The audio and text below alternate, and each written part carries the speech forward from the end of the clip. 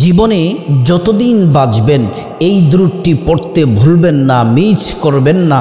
এই দুরূদটি যদি আপনার সঙ্গী করে নিতে পারেন, অর্থাৎ বেশি বেশি করে পড়তে পারেন, সব সময় যদি এই দুরূদটি পড়তে পারেন, আপনার কপাল খুলে যাবে। বিনা হিসেবে আল্লাহ তাআলা আপনাকে জান্নাত দিবেন, দুনিয়াতে আপনাকে সুখ শান্তি দিবেন। আল্লাহর রসুলের উপর স্বয়ং আল্লাহ তাআলা নিজে দুরূদ পড়েন। আর আমরা তো প্রিয় নবীর উম্মত, আমরা বেশি বেশি করে দুরূদ পড়লে আল্লাহ খুশি হন, রসুল করিম সাল্লাল্লাহু আলাইহি ওয়াসাল্লাম তিনিও খুশি হয়ে যান। প্রিয় দিনদার ইমানদার মুসলিম ভাই ও বোন, আল্লাহ নিজে বন্ধুর উপরে দুরূদ পড়েন। সূরাতুল আহজাবে আল্লাহ বলেন, ইন্নাল্লাহা ওয়া মালাইকাতাহু ইউসাল্লুনা আলান নবী ইয়া আইয়ুহাল্লাযীনা আমানু সাল্লু আলাইহি ওয়াসাল্লিমু তাসলিমা। নিশ্চয় আল্লাহ পাক সকল ফেরেশতাদেরকে নিয়ে ইউসাল্লুনা আলান নবী, আপন বন্ধু মুহাম্মদ সাল্লাল্লাহু আলাইহি ওয়াসাল্লামের উপর আল্লাহ তাআলা দুরূদ পড়েন। আল্লাহু আকবার! কেমন রসুল, আল্লাহ তাআলা কতটা ভালোবাসেন, নিজে রসুলের উপর দুরূদ পড়েন।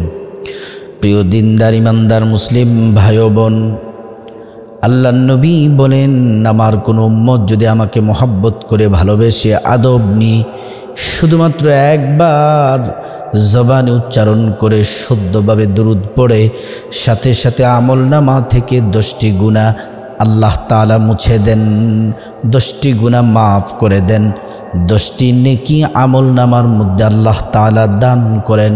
শুধু তাই নয়, আল্লাহ তাআলা 10টি মর্যাদা সম্মান বাড়িয়ে দেন। দুরূদ এতটাই, আপনি যত বেশি দুরূদ পড়বেন তত বেশি রসুল করিম সাল্লাল্লাহু আলাইহি ওয়াসাল্লামের কাছাকাছি জান্নাতে থাকতে পারবেন। দুরূদ পড়বেন তো আল্লাহ পাক আপনার পেরেশানি দূর করে দিবেন। দুরূদ পড়বেন তো বিপদ থেকে আল্লাহ তাআলা মুক্তির ব্যবস্থা করে দিবেন।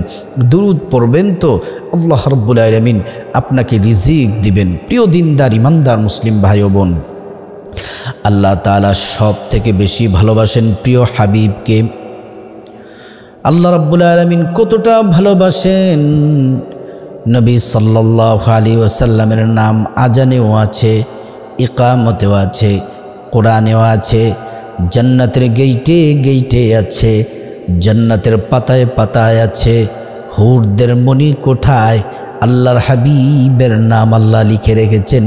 আরশ আজিমের চৌকাঠে এক পাশে আল্লাহর নাম, আরেক পাশে আমাদের নবীর নাম। আল্লাহর হাবিব সাল্লাল্লাহু আলাইহি ওয়াসাল্লামের দাম কত? হযরতে আদম আলাইহিস সালাম তিনি 350 বছর দুনিয়াতে কান্না করেন, আল্লাহ ক্ষমা করে দেন, ক্ষমা করে দেন। আল্লাহ তাআলা ক্ষমা করেন না। যখন তিনি আমার নবীর উসিলা দিলেন যে আল্লাহ, আমি যে আরশ আজিম, আরশের চৌকাটের আপনার নামের পাশে একজনের নাম দেখলাম, ওই নামের উসিলায় ক্ষমা করে দেন। আল্লাহ রাব্বুল আলামিন সাথে সাথে দোয়া কবুল করে নিলেন। সুবহানাল্লাহ! আল্লাহ পাক সাথে সাথে দোয়াটি কবুল করে নিলেন।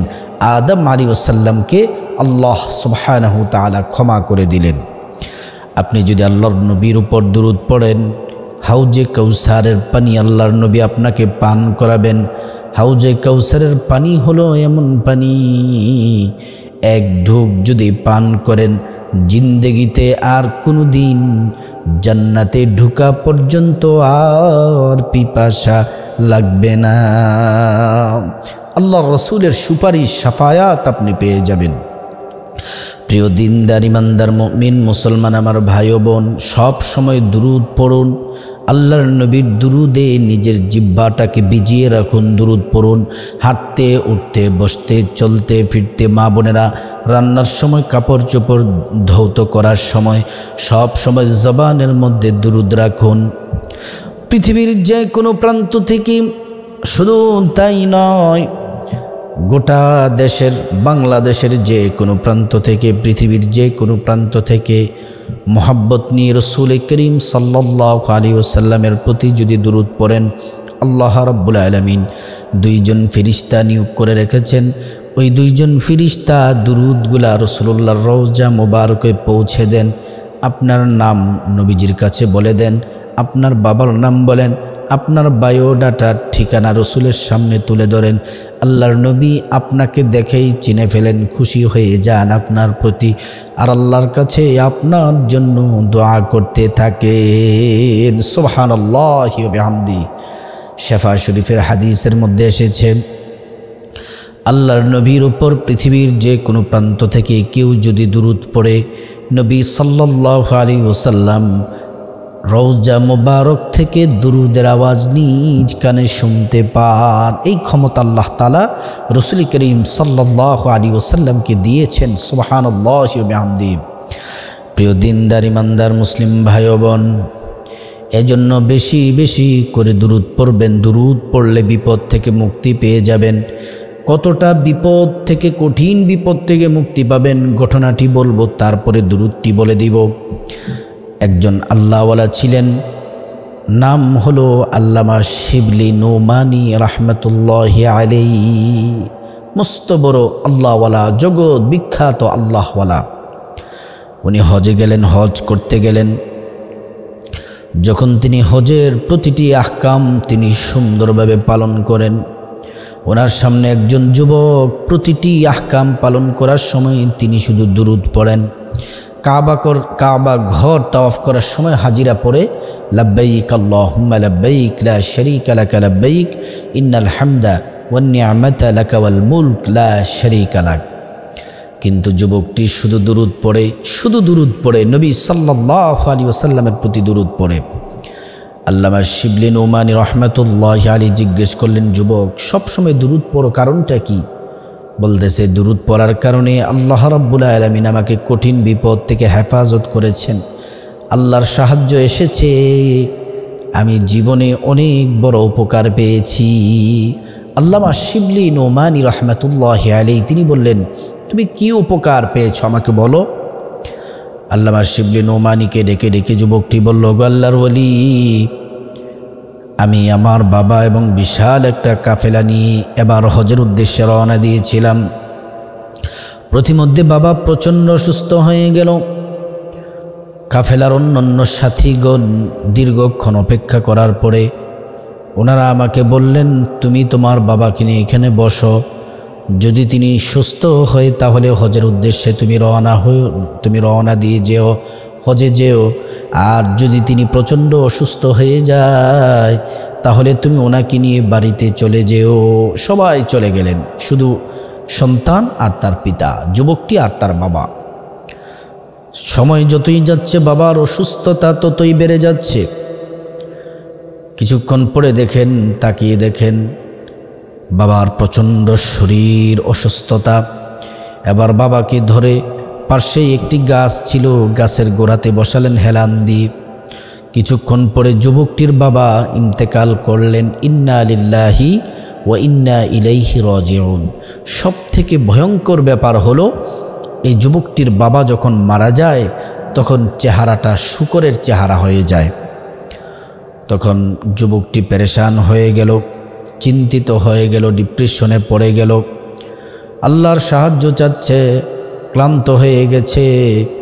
এবার হেলান দিয়ে বসে গেল। মনের অজান্তেই চোখগুলা লেগে গেছে, নিদ্রা চলে আসছে, ঘুম চলে আসছে। তিনি দেখতেছেন একজন নূরানি চেহারার মানুষ আসলেন।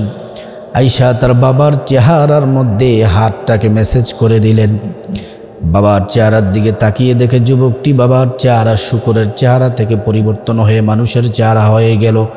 আগের চেহারা তার বাবার হয়ে গেল। শুধু তাই নয়, চেহারা এতটাই সুন্দর হয়েছে, চেহারার মধ্যে শুধু নূর চমকায়, শুধু নূর চমকায়। সুবহানাল্লাহি ওয়া বিহামদি। যুবকটি বলল, কে গো আপনি, কি আপনার পরিচয়?